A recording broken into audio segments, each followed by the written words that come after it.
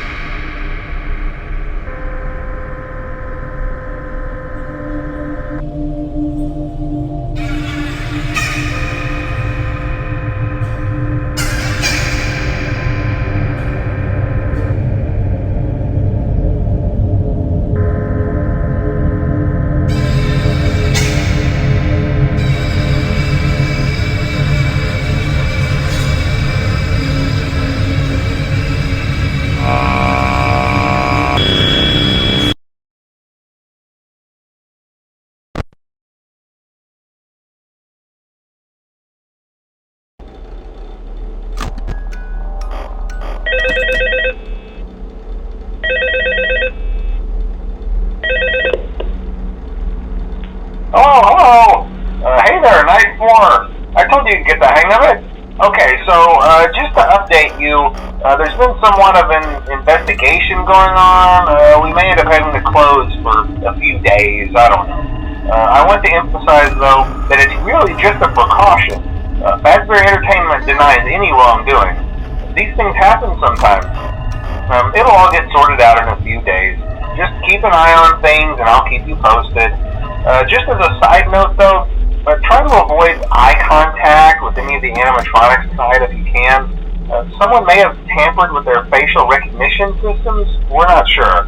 But the characters have been acting very unusual, almost aggressive toward the staff. They interact with the kids just fine, but when they encounter an adult, they just stare. Anyway, hang tight, it'll all pass. Good night.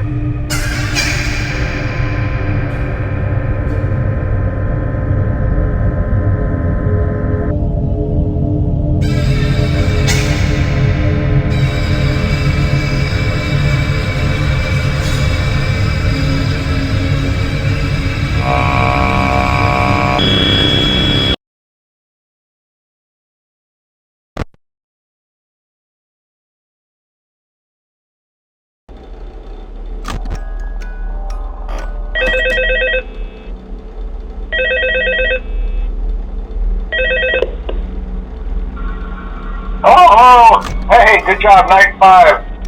Hey, keep a close eye on things tonight, okay? From what I understand, the building is on lockdown. No one is allowed in or out, you know, especially concerning any previous employees. When we get it all sorted out, we may move you to the day shift. A position just became available. We don't have a replacement for your shift yet, but we're working on it. We're going to try to contact the original restaurant owner.